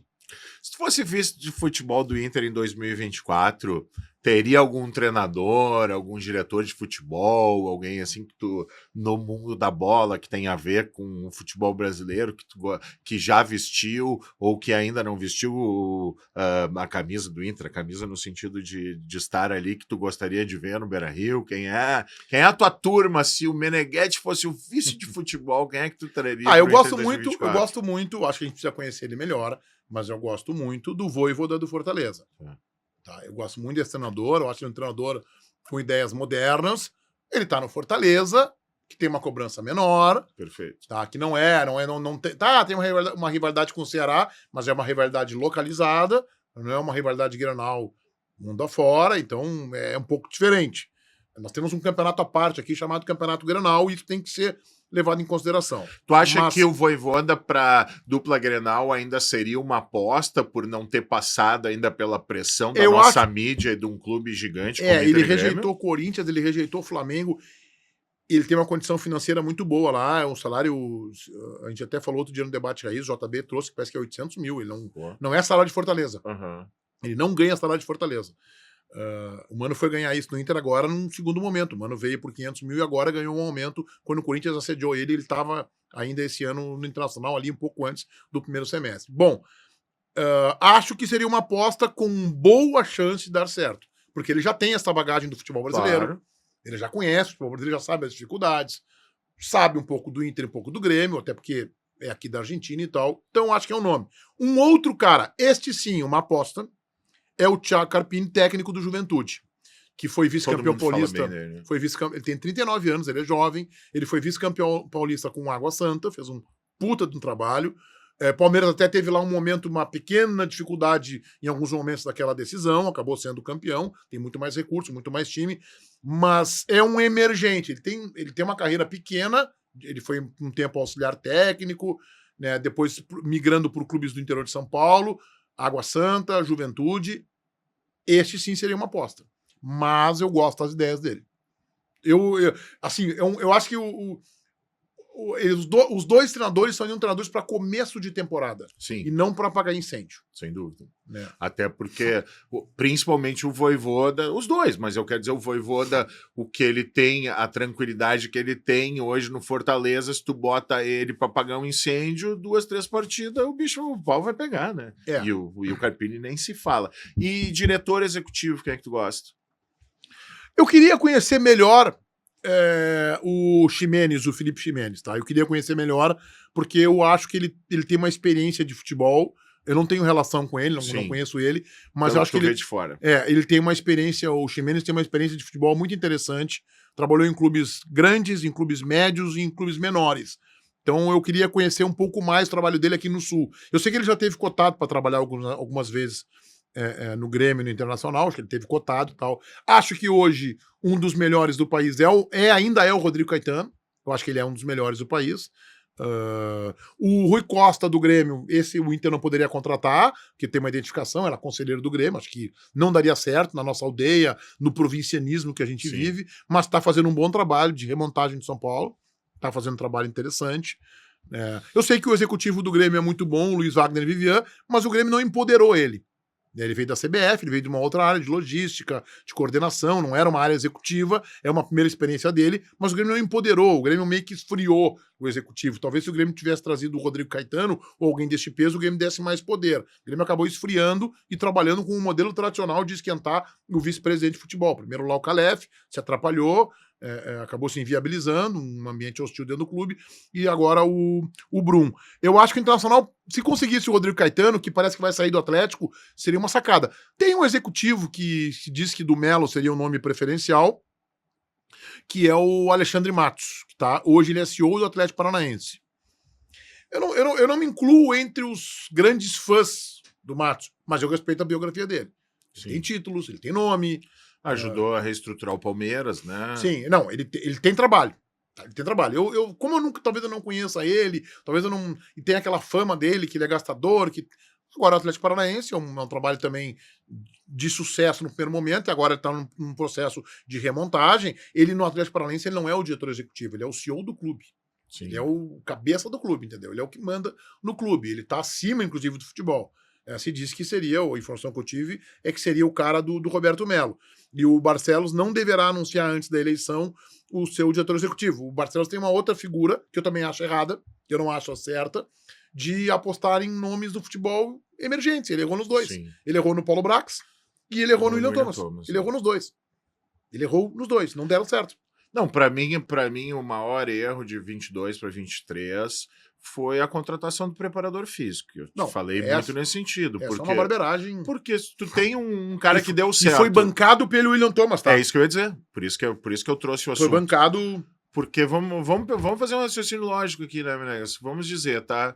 Tu tem um time que é intenso e que tá correndo e acaba bem em 2022 campeão brasileiro. Daí tu tem o Flávio de Oliveira, que não é que ele não renovou, ele não quis, ele disse, não, eu não quero proposta, não, mas vamos dobrar, não quero saber, meio que nem o Muricy quando fechou um ciclo, eu quero ir para São Paulo, quero estar perto da minha família lá, etc, até depois assinou com o Corinthians. O Inter vai atrás do mais barato e acredita no William Thomas. Ali era a hora de dizer o seguinte, bom, se eu não tenho o Flávio de Oliveira, qual é a minha maior valência? É a intensidade, eu vou buscar um Fábio Maceridia da vida. Eu vou buscar o melhor que eu tenho. Já errou deixando o Cristiano Nunes embora, que foi o cara que acertou a pata do Inter no segundo tempo. E aí tu começa a criar uma bola de neve, aí tu começa a ter uma série de questões, né? E eu acho o seguinte também, um dos grandes problemas de mudança de treinador é o sarrafo. Quando tu tira um Abel e bota o Miguel Ángel Ramírez, tu tá dizendo, é que nem tirar o Renato e botar o treinador do Juventude lá emergente, sabe? Dizer, se vai 3 partidas mal, o cara vai ser criticado, então assim, é muito difícil de tu tirar um cara que tem história, que tem patrimônio, tá certo? E aí, claro, por isso que eu acho até que a gente vai ter um tom mais positivo na campanha do Inter política esse ano, muito pelo gesto do Melo. Porque quando o Melo diz, não, tá bem com o grupo, não tem problema nenhum, pode encaminhar a renovação de contrato do Cudê. O que ele está dizendo? Não tem pressão em vestiário, não tem nada. Eu trouxe o cara, vamos pacificar isso aqui, vamos debater gestão, vamos criar um outro olhar. Sim. E errar é da natureza da gente agora. Pô, quando tirar o Cudê hoje e trazer qualquer outro treinador... Se vamos dizer, tu vai 3, 4 partidas mal, tu vai ser criticado da mesma maneira quando o Abel saiu para entrar do Miguel Ángel Ramírez, né? Não, e aí tu vê a figura, tu citou o exemplo, o problema da preparação física, que ela atende e ele não corrige. O preparador físico não demite ele em julho e vai achar que tu vai em setembro colher resultado, porque o trabalho é de longo prazo. E aí entra um erro que eu acho que foi muito grave dessa gestão, que tem o Abel e tem o Rodrigo Caetano, tá? E tem um presidente que era experiente, já tinha passado pelo departamento de futebol e que era experiente, que tinha o DNA do clube, Marcelo Medeiros. Aí entra o Barcelos, que tinha uma passagem boa pelo clube na administração, uma passagem de 9 meses no futebol, ele saiu em setembro de 2021, 20, o ano 20, o ano termina em 21 por causa da pandemia, e tem uma experiência pequena no futebol e tal, e aí ele sai o Abel e entra um técnico estrangeiro, Miguel Ángel Ramírez. Aí sai o Rodrigo Caetano, e entra o Paulo Brax, que veio do América Mineiro, passou por STJD, passou por Federação Mineira e estava no América Mineiro. Tu sabe quantos setoristas tem cobrindo o América Mineiro agora? não sei nem que horas está veiculando isso aqui, que deve ser o assessor de imprensa do clube. Sabe quantos setoristas tem no Inter agora? 20. Sim. O América Mineiro não é parâmetro para o Internacional. Só se o cara fosse um fenômeno. Então ele tira nomes consagrados que conhecem a história do clube e que estão no futebol há muito tempo e que perderam muito e também ganharam muito, como o Caetano e o Abel, e traz o Miguel Ángel Ramírez e traz o Paulo Brax. E aí, para piorar, aí vem um preparador físico do Tenerife, da segunda divisão da Espanha. A Espanha é um país do tamanho do Rio Grande do Sul, em que a viagem máxima que tu faz dentro de um trem é de 8 horas. Aqui tu viaja de avião 10 horas para ir pro outro lado do país, tu sai de uma temperatura de 5 graus para jogar em 38 graus. Sem falar o calendário maluco, né? Sem falar o calendário maluco. E aí é óbvio que vai afundar o teu projeto. É muito marinheiro de primeira viagem. Entendeu? É muito. Eu não posso, se eu vou ser diretor da NASA e eu não sei diferenciar um foguete do helicóptero, mas me oferecer. Não, tu tem capacidade, tu vai dirigir a NASA. Tá. Quem são os melhores que eu tenho pra ter do meu lado? Caras. Não, mas o Manu Chance, ele também não sabe nada de espaço aéreo, de nada disso aqui, mas ele é muito bom. Não, mas eu não quero o Mano. Mano é legal. O Mano vai fazer um show pra mim lá na Lua, tá? Eu vou contratar ele pra fazer um show na Lua, tal, não sei o quê. Agora, eu quero os melhores. Se eu não... Então, o Miguel Ramírez... Passagem de ida, sabe? Eu não posso trazer o Miguel Ángel Ramírez e botar do lado dele um executivo que também tem uma biografia, como eu brinco, que cabe numa caixa de fósforo, perfeito. Preparador físico que vem da segunda divisão da Espanha. Aí eu ferrei o treinador. Então o Miguel pode ser um bom treinador. Agora, não, é o Rodrigo Caetano do lado do Miguel Ramírez e é o Cristiano Nunes. É o meu preparador físico. E aí, vamos lá. E o vice de futebol também é um cara experiente pra caramba. Era o João Patrício, que tem uma folha de serviço prestados ao clube gigantesca, o João Patrício. DNA, mas ele no futebol ele não venceu. Sim. Então, assim, cerca o João Patrício. Então, tá, João, tu não pode ter um diretor executivo e um vice de futebol, que é o cargo político, ambos inexperientes ou sem trajetória, biografia vencedora. Se tu tem Rodrigo Caetano, aí tu pode ser de vice de futebol, alguém que tu tá preparando. Tá bem. O ideal é que o vice-futebol, isso é uma condição que eu acho sine qua non, tem que ter passado pela base. Botar vice de futebol, que não sabe nem onde é que fica o CT de Alvorada, não pode. Não tem pode. Tem que botar no Waze, né? Chegar pelas placas, né? Tem que passar pela base, cara. O cara... Então, é que nem assim, o cara não começa apresentando um programa de televisão em qualquer emissora que seja, da noite pro dia. O cara foi repórter, ou foi comunicador, ou foi debatedor durante um tempo, foi plantão, foi indo, foi editor, até que um dia ele foi debatedor do programa e ele virou apresentador. É assim que acontece. Eu não vou começar na NASA como diretor. Não, a NASA quer te contratar, tem uma vaguinha aqui de assessor de imprensa aqui, beleza? Tu vai aqui, vamos ver o teu inglês como é que é, tu vai começar aqui na NASA e tal, não sei o que, não sei o que. Ele vai crescendo, virou o CEO de comunicação da NASA. Pô, chegou lá. Não, agora tu virou o CEO da NASA. Tu cresceu muito aqui há 15 anos, aprendeu, já sabe diferenciar um helicóptero de um foguete, já sabe onde é que fica a Lua e onde é que fica Saturno. O cara tem que aprender, cara. Não, os caras pegam um cara, é advogado bom, vice de futebol. O outro cara veio do América, passou pelo STJD, que pra mim não é referência positiva de nada, e bota o cara pra ser o executivo do Inter. E o treinador? O treinador é um espanhol. Tava no Equador. Tá, e o preparador físico? Esse vem da Série B. Acabou o projeto. Acabou o projeto. Acabou. Desmancha. Tudo novo. Não, vou trazer o Miguel Ramírez e vou cercar ele bem. E vou botar um coordenador técnico para ajudar ele, e vou botar um diretor executivo bala, um cara que conheça e tal, e um vice-futebol também. Ô João, tu é do meu grupo político, tu vai ser o diretor de futebol, botar um vice, e vou cercar o cara. O cara não sabe, ele vai chegar no Beira-Rio de Uber. Soma-se a tudo isso ainda que foi pra substituir o cara que ganhou do Barcelona, né? Aí é que tá, cara. É muito lá em cima. E foi vice-campeão brasileiro e um título garfado.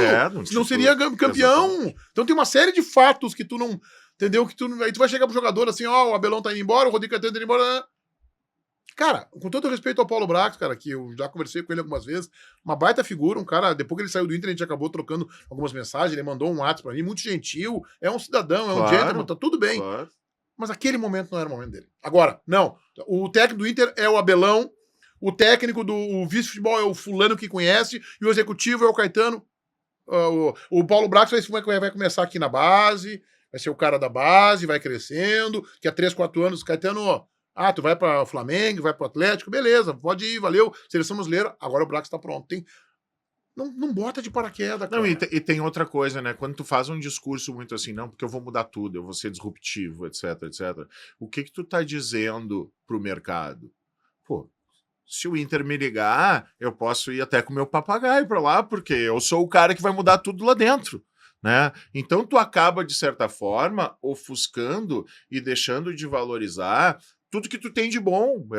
A questão da comissão técnica permanente. De tu ter um preparador físico que tu sabe que vai fazer o teu time correr e que ele é o teu preparador físico independentemente do treinador. De tu ter um cara, e eu uso sempre o exemplo do Milton Cruz no São Paulo nos anos 90. Dava problema no São Paulo, o Milton Cruz era o treinador e tu tinha calma e tranquilidade para escolher o cara certo. Tu não tinha que entregar na bandeja de prato o treinador e no outro dia já tá anunciando um nome para a torcida aplaudir. Então, a estrutura de um clube de futebol hoje, no meu modo de ver, faz parte do seu patrimônio e como mantê-lo e como preservar e ter poder de barganha para chegar para um profissional, para um Cudê, para o próprio Mano Menezes.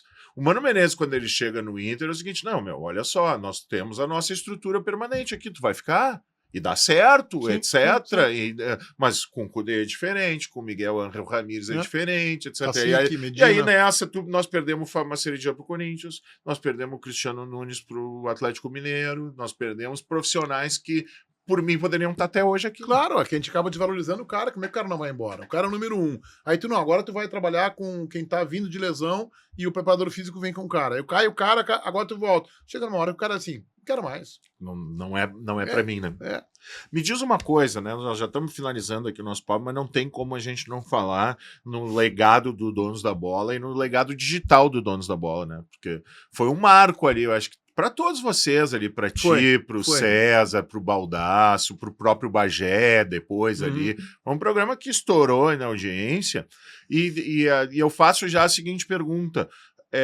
Hoje, os números no YouTube do Debate Raiz são muito parecidos com os números da Band na época do Donos da Bola, né? Então é um aprendizado. Como é que foi? O Baldasso te ajudou muito a entender essa concepção da importância de dar o valor para o YouTube, de fazer os bastidores no intervalo quando estava rodando o programa. Na verdade, assim, na verdade é uma experiência que eu trouxe lá de São Paulo, quando eu fui diretor lá. No interior de São Paulo, São José do Rio Preto, nós tínhamos uma versão também lá do Brasil Urgente, antes do Datena, e aí eu fiz uma primeira experiência, o YouTube, isso estamos falando de 2017, finalzinho do ano 2017, o YouTube, não é que ele não existia, ele existia, mas não era ainda o tamanho que se tem de 3 anos para cá. E aí eu botei no Facebook na época o programa. Eu botei no Facebook e eu fiz uma história com o meu apresentador, que hoje, inclusive, apresenta o Donos da Bola. Ele migrou pro esporte lá no interior de São Paulo. Ele ficava no intervalo conversando com as pessoas no Facebook. Então, eu transmitia o programa no Facebook. Como tu não pode rodar a TV aberta no Facebook, nem no YouTube pode rodar, então, no intervalo, eu deixava ele conversando com as pessoas. Claro que era um programa jornalístico, Brasil Urgente, na linha de serviço e polícia. Então, não tinha a mesma aderência que a gente poderia ter com o esporte. Quando eu volto para cá e quando eu começo a montar o Donos, né, começo a contratar e conversar com as pessoas, o Baldasso nem queria ir. O Baldasso não queria ir para voltar para eu critico a grande mídia, como é que eu vou agora fazer parte? Aí eu tinha umas pedras com... Eu sou testemunha disso porque na época a gente tinha pouco antes disso, 2015, a gente tinha o Grenalizando no SBT. Que eram os sábados ali, eu, o Lipe, o Lucas Von e o Daniel Chioderi. E era muito legal, o programa tinha uma audiência bárbara, SBT, né, tem um potencial de abrangência de audiência muito grande, assim, legal. E na época daí, porque tinha Olimpíada e tinha grade nacional, eles acabaram com o programa. E aí os guris meio que perderam o tesão, aquela coisa, e eu e o Lipe fomos falar com o Baldasso. Ô, Baldasso, vamos fazer um projeto, vamos ver se a Band não quer, vamos ver, etc. Assim, não. Eu sou parceiro de fazer um projeto, a cabeça dele. Mas se não tiver TV e internet, se nós fizer o Grenalizando de novo só na internet, e tu vê, nós estamos falando de 2015 para 2016, vai bombar, e claro, ele não tinha a abrangência digital que ele tem hoje, mas ele já tinha a convicção que era ali que ele tinha que... E aí eu vou no Baldasso, assim. Eu falei com vários nomes, até montar aquele casting, e eu vou no Baldasso. E ele disse que não queria. Só que eu tinha umas pedrinhas com o Baldasso aí que ele me devia. Eu não tô falando de financeiro, mas algumas vezes eu estendi a mão pro Baldasso quanto gestor da Band. E ele lembrou isso. Ele falou assim, cara, mas eu não consigo te dizer não. O que tu precisa? Cara, o salário que eu tenho é esse tamanho, Uhum. não tem muito salário, eu preciso ficar comigo lá 3 meses. Fica 3 meses pra dar a largada. Preciso de um gremista, de um colorado e tal. Vou levar o JB de volta, que é o cara da informação. Fui desenhando na minha cabeça o programa e ele, tá, quando é que tu começa? Eu acho que vou começar em Ele janeiro. fazia muito online no começo também, isso, né? Isso. E aí nós vamos pra lá, e aí eu monto o time, que era o time original, com o Paulo Pires como editor, que era eu, JB Baldasso, e eu teria um gremista, que é o César Bagel, e os dois faziam o apito final na Rádio Bandeirantes. E eu falei, eu vou fazer um revezamento de vocês. Então no primeiro programa eu coloquei os dois, mas depois eu ia colocar só um. E o Tiger era o Tiger Jan, que era o menino que fazia Central Band. E aí nós começamos. No primeiro programa, eu olhei e já falei, eu não tenho como tirar o César Bagé, porque deu química. E aí a gente começou no dia 20 de janeiro de 2020. A gente faz o primeiro, faz o segundo, eu chamei os dois e falei, acabou a revisão, vocês não vão revisar nada, vocês vão ficar os dois aqui no programa. E o César consegue fazer esse editorial mais isento também, né? Sim, ele tem uma leitura... hoje ele mudou porque ele foi pra sala como o gremista, né? Exato. Assim, é uma coisa mais personagem. Mas aí, cara, aí o programa vai. E aí eu acho que nós temos uma situação no mundo que talvez não... Tomara que não se repita, que é a pandemia. Mano, quando entra a pandemia ali em março, depois daquele Grenal, o Grenal da pancadaria lá, de 4 expulsos, o Grenal da Libertadores, ali começa a fechar tudo, né, cara? Começa a fechar. E aí os guris, tá? E aí fechou treino. Não tinha treino. Foram 4 meses sem treino. O Cudê treinava, a gente sabia, né? Sim. E aí nós dizíamos assim, cara, nós vamos bancar o programa. Aí eu botei um programa com o Forcolei, o Rogério Forcolei, que eu acho um grande talento. Fez um programa de jornalismo. A gente fez o nosso programa de meia hora, ele entrava depois. E as pessoas nos diziam assim, mandavam interatividade e diziam assim, cara, vocês são a hora do meu entretenimento. E até hoje a gente escuta isso das pessoas. Eu perdi meu emprego, perdi minha mãe, perdi meu pai, fiquei doente aqui, mas eu via vocês, eu pelo menos era um momento que eu tinha entretenimento. Nós inventamos muita coisa, não tinha futebol. Vamos fazer a seleção de estrangeiros da dupla Granal.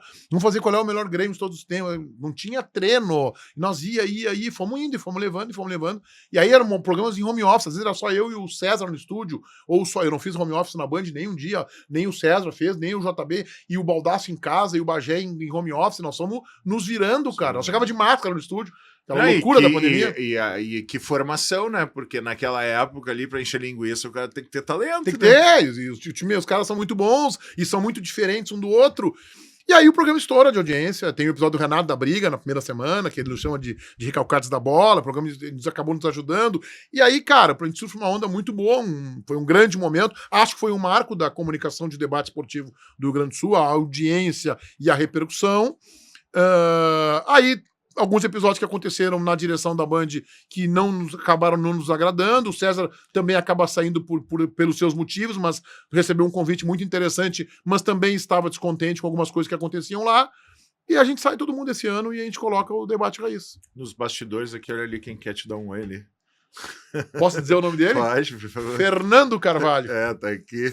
Tomara que não seja pra puxar minha orelha. Tu vai gravar com ele alguma coisa? Não, já gravei. Já gravou com ele? Ele tá sempre por aqui, puxando a minha orelha. Ele fala pouco, né? É bom que ele é objetivo pra falar. Não, assim. pra saber, tu faz uma pergunta pra ele, Carvalho, o que tu acha disso? E aí tu pode ir em casa, tomar um banho, café e volta.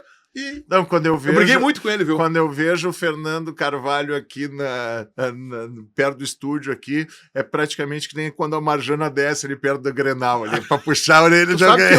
Eu briguei muito com ele, eu tive uns embates bons com ele. Ele é muito, Mas ele é muito aí, bom. Né? Mas é elegância, bom né? É aquilo que a gente tava falando de tu. Que eu acho que quando tu tem convicção do que tu tá fazendo, é muito mais fácil de tu absorver crítica, porque tu diz assim, esse cara tá completamente louco, mas eu tenho as minhas convicções e calma, eu vou lá convencer esse cara. Assim como o dirigente teve a humildade de reconhecer o erro, o jornalista também tem que ter a humildade de reconhecer, não, mas peraí, esse cara tá certo, ele tinha um preconceito em relação a isso, aquilo. Eu lembro uma vez eu tive uma briga com ele por causa do Nilmar. Que eu acho que o Fernando Carvalho vendeu o Nilmar umas 18 vezes, acho que ele vendeu o Nilmar, e uma vez eu fiz uma crítica pra ele e ele não gostou. E até hoje eu acho que ele não devia ter vendido o Nilmar. Sabe que é o maior vendedor? Ele deve achar que o Johnny tá muito bem vendido. Ele deve achar que tem que vender o Johnny, né? 6-7, claro, olha lá. Ó. Graças a essa novela do Nilmar, se existe um cara que era da hora que eu não gostava, era o Orlando, né? É isso aí. Não, mas o Fernando Carvalho é o maior dirigente da história do clube e um dos maiores dirigentes da história do futebol brasileiro. E aí ele preenche duas coisas que a gente falou aqui antes. Em primeiro lugar, passou pela base. passou pela base do Internacional De verdade. um longo tempo. De verdade. Um longo tempo. Não foi passadinha de 6 meses. Foi um longo tempo. Depois ele começa como assessor do departamento de futebol do Inter, que tinha Ibsen Pinheiro como vice de futebol na gestão de Pedro Paulo Zacchia, tinha Fernando Miranda, uns 4 ou 5 assessores. Silvio Silveira e Fernando Carvalho era assessor. Depois ele vai ser diretor de futebol, depois vice de futebol em mais de uma oportunidade, até chegar à presidência. Aí, e outra coisa, e se preparou do ponto de vista teórico, até que hoje tem um dos principais cursos de gestão de esporte, de futebol no país, é comandado pelo Fernando Carvalho, porque ele também se preparou teoricamente para isso. Então, ele tem a prática e tem a teoria, e por isso foi um vencedor nato. Hoje é 26 de outubro, a gente joga com o Vasco na noite ali, espero que dê tudo certo. Claro, o programa vai ao ar numa outra data, obviamente, em novembro. Como é que estão os números? Está satisfeito com o debate raiz? Te surpreendeu mesmo? Sim, a gente não esperava, time mano. que tu A gente montou? não esperava. Eu acho que tem alguns aspectos aí que nos ajudaram muito. As pessoas queriam que a gente estivesse junto de novo, especialmente com os meninos do canal A Dupla, o Tiger e o Dávila, que saíram da Band antes. O Tiger saiu e aí o Dávila, solidariamente ao Tiger, decidiu também pedir a sua rescisão contratual com a emissora. As pessoas queriam ver. Na verdade, a gente conseguiu recuperar o time do Donos da Bola, falta só o Cedro, o time original do Donos da Bola. Né? Depois teve uma passagem do Vaguinha, do Wagner Martins, coloradaço também, muito Beijo, boa pelo Vaguinha. Donos. Vaguinha é muito meu fã. Baita cara. Ele teve uma passagem muito exitosa pelo Donos, acabou saindo para se dedicar aos seus empreendimentos e tal. E aí, eu já contratei o Wagner 2 vezes, e nós tentamos levar ele pro debate raiz, e eu acho que ali na frente ele vai se incorporar. Acho que ele e o Cedro nós vamos buscar ainda, tá? Lá pra frente. E aí o seguinte, a gente imaginava que os números que a gente conseguiu nos primeiros dias, a gente fosse atingir em 3 meses. Eu tô falando de números e tô falando da questão comercial também.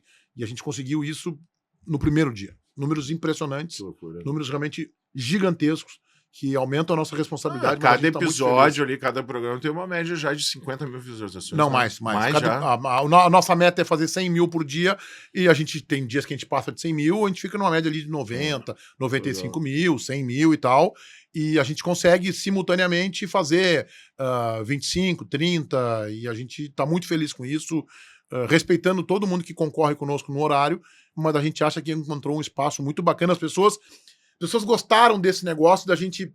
Sabe, o gaúcho gosta de uma revolução, né? Sim. As pessoas compraram, entre as a ideia assim, né? Os caras saíram da Band, meu. Os caras tiveram coragem, para não dizer outro termo, para sair da emissora e botar o projeto deles online no digital. E os caras gostam disso. No mesmo horário. Os caras gostam disso. As pessoas identificam isso como uma atitude ousada, e foi corajosa, às vezes um pouco inconsequente, irresponsável nossa, mas foi tudo muito programado, foi tudo muito planejado. A gente fez isso, assim, foi rápido, mas a gente sabia o que a gente queria fazer. E não é à toa que rádio e YouTube é grade, é rotina, né? Então, no momento que tu já tá na rotina das pessoas no dia a dia, claro que é ousado, tu sai de um veículo de comunicação aberto como a Band, que tu tem uma história linda e maravilhosa. No caso, 30 anos, né? 30 anos na 30 Band. anos de Band, 30 anos. Cara, é muito tempo, cara. Quantos anos tu tem? 40? Eu tenho 48. Tu tá bem, eu cheguei a dizer 41, tal, 40, obrigado, 41. obrigado. Tá muito bem. Então, o teu time te ajudou. Mas eu não sou só um rostinho bonito, eu tenho conteúdo também. Boa. Então, assim, eu acho que a gente faz o programa como a gente fazia o Donos lá também, né? Especialmente num primeiro momento. Esse ano as coisas ficaram um pouco mais difíceis, com o tratamento que a gente acabou recebendo. A saída do Tiger nos machucou muito, nos feriu muito. Aí o Dávila solidariamente sai. A gente faz um movimento para tentar reverter a saída do Tiger, que não foi acolhido. Eu entendo a decisão da empresa, mas a gente tentou de forma muito civilizada, educada. Vamos tentar rever isso, vamos tentar reconstruir e tal. Não deu. E aquilo nos feriu muito. E aí alguns outros episódios que acabaram acontecendo nos bastidores que nos levaram... No caso, eu tomei a decisão, e o Bodassi falou, se tu sair, eu saio junto. E o JV também falou, e eu falei, não saiam. Fiquem até o final do ano, esperem este novo programa que vai ser montado, e tudo bem, de repente vai ser bom pra vocês. Eu tomei a minha decisão, cada um sabe o carnê que tem que pagar dia 5, né? Como eu digo, então, cada um tem as suas diferenças e tal. E eles, não, se tu sair, nós vamos sair. Eu falei, eu já tomei a decisão. Agora é uma questão de eu negociar com a empresa, e graças a Deus consegui negociar, me liberaram, tal. Então, cara, a gente tá muito feliz. Assim, eu tô vivendo profissionalmente e até pessoalmente, é consequência, pra mim é um momento mais legal da minha vida, assim. E é normal, e todo mundo tem o direito de fazer diagnóstico em relação a ciclos, né? Mas nada impede de tu começar um novo, né? Que foi o que aconteceu. Foi o que aconteceu. Então, tipo assim, isso. bom, tá fechando um ciclo, tá começando a sair o teu time, que tu montou, que tu teve, assim, que deu liga, que tu acaba criando uma intimidade, que tu acaba criando uma relação. E hoje eu acho que isso é mais importante do que, claro, começar do nada, só com as redes sociais, por mais que a gente tenha notoriedade, é uma coisa. Agora, quando tu já tem lá um histórico de audiência, de credibilidade, de isonomia, etc. Fica a gente conseguiu uma migração muito rápida, as pessoas migraram conosco. E assim, as pessoas que estão lá fazendo o programa hoje, não vou dizer que eu sou amigo, porque eu não tenho convívio diário, mas eu respeito e tenho afinidade com muitos capazes, deles. Claro. Entendeu? Eu dou bem com o Ernest, dou bem com o Colar, o Diogo Rossi, porque eu trabalhei junto, eu contratei ele pra Band, nem se fala, o Ribeiro Neto sabe disso, é meu irmão. O Gamba, eu contratei na minha gestão pra Band, depois a gente acabou perdendo um pouco do contato, mas é um grande profissional. Então são, Paulinho Pires, Pedro Oliveira, todo mundo que tá no bastidor, são grandes amigos, são profissionais conceituados que a gente respeita muito. Mas estamos em, digamos, trincheiras diferentes, como o Sala também é concorrente, como o SBT, e nós somos concorrentes deles, eles nós, faz parte. Isso aí, uma concorrência absolutamente saudável e respeitosa. E o Meneghetti 2024 é focar no debate raiz? Quais são os objetivos do programa? A gente assim, o projeto, como eu digo, ele é um bebê. Né? Só que esse bebê ele já nasceu meio encorpadinho, assim, já nasceu meio robusto, assim, né? Com 6 cotas vendidas, com mais 3 clientes em negociação para entrar, tal. A gente não esperava esta dimensão. Eu quero focar no meu canal, que eu já estou focado nele já há algum tempo, é o meu foco no meu canal. E o Debate Raiz, agora nós vamos mudar nos próximos dias para um estúdio nosso, né? Porque a gente está hoje fazendo uma produtora, estamos muito bem acolhidos, e a gente comprou uma sala, investimos em equipamento, e vai ser inaugurado nos próximos dias o nosso estúdio, aí a gente vai estar um pouco mais com a nossa cara, com a cara que a gente desenhou. E a partir daí pode ser que surjam projetos paralelos dentro desse guarda-chuva chamado Debate Raiz. Mas a ideia primeiro é fortalecer muito bem isso aí. Estamos com um time muito afinado, ajeitado, time de amigo, né? Trabalhar com um amigo é muito bom, o que não quer dizer que não tenha cobrança. Eu sou um cara que eu não sou chefe de nada lá. Que não tem treta também, porque tem, né? Não, tem mesmo, a gente discute, tem coisas que o JB faz que eu não gosto, o que eu faço o que ele não gosta, o que o Bagé não gosta, é assim que funciona. Só que a gente sempre teve lá no Donos também maturidade para discutir sobre futebol, ou sobre televisão, ou sobre YouTube, a melhor forma de entregar o produto. A gente discute, a gente tem divergência, mas sai dali 0-0, bola ao centro. Meneghetti, a comunidade em janeiro agora vai fazer 29 anos. Tu sabe o que é trabalhar 29 anos na noite com a Zeza Segura? Que são meus irmãos, a gente é amigo de infância. Tudo. Sim. Mas eu digo assim, o segredo da longevidade da banda, o segredo da longevidade de um casamento, o segredo de uma família e de qualquer relação duradoura é a tolerância. Porque quando tá tudo... Essa é a palavra. Porque quando tá tudo bem, meu irmão, quando tá todo mundo ganhando dinheiro, quando a audiência tá bombando, quando tá tudo certo, tá tudo lindo, tá tudo maravilhoso. Agora, quando começa a dar M, quando o cara tá com um problema pessoal, etc. E eu brincava com a banda e eu dizia o seguinte, não, a única coisa que nós temos que fazer é o seguinte, todo mundo pode fazer M, mas cada vez um faz. Não vamos fazer ao mesmo tempo. Para que a gente tenha tolerância, para que o negócio não desande, aí, olha só, entendeu? Tu tá certo. E aí tem um detalhe importante do que eu te falei agora há pouco, que é a pandemia. A pandemia, ela pode afastar as pessoas, mas ela pode também criar um elo e uma corrente indestrutível. E foi isso que a pandemia fez conosco. Porque nós trabalhávamos em condições absolutamente adversas. Não tinha o nosso principal produto. Quer dizer, o que tu é? Eu sou crítico de cinema, mas não tem cinema, não. Os cinemas todos fecharam.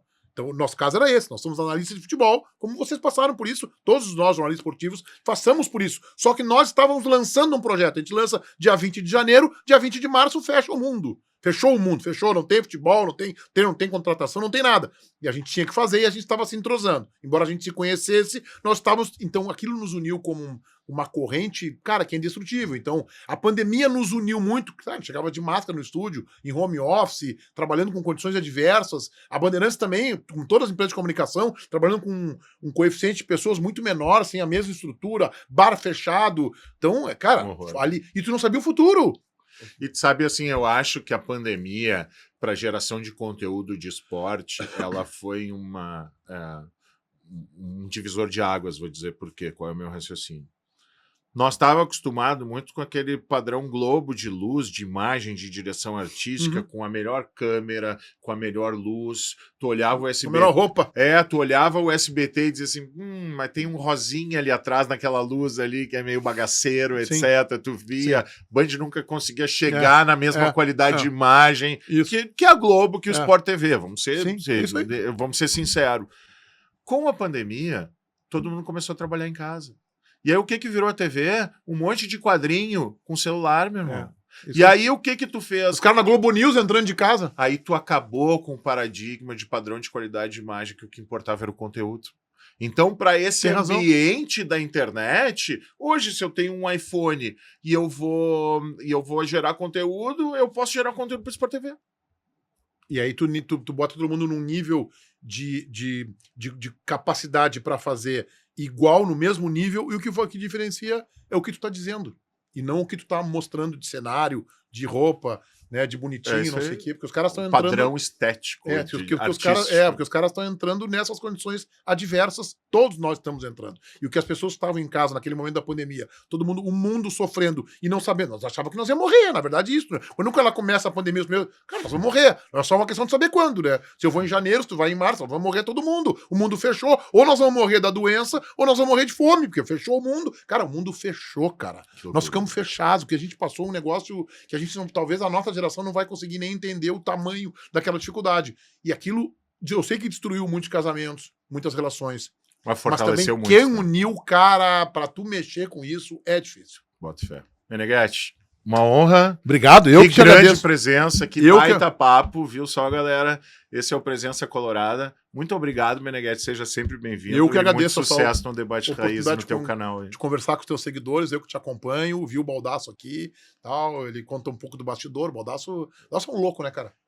Ele me contou, assim, um papo aqui contigo muito legal e, enfim, então eu tenho que agradecer porque, na verdade, tu está dando um espaço muito generoso para os teus seguidores para contar um pouco da minha história e falar desse projeto chamado Debate Raiz que a gente está com muito tesão para fazer ele diariamente. Debate Raiz de segunda a sexta-feira, do meio-dia a 1. Por favor, esse é o Meneghetti, mais conhecido na internet como Menegas. E aqui, mais um Presença Colorada. Muito obrigado, galera. Não deixa de multiplicar, de curtir. Baita programa. Muito obrigado mesmo. Até mais.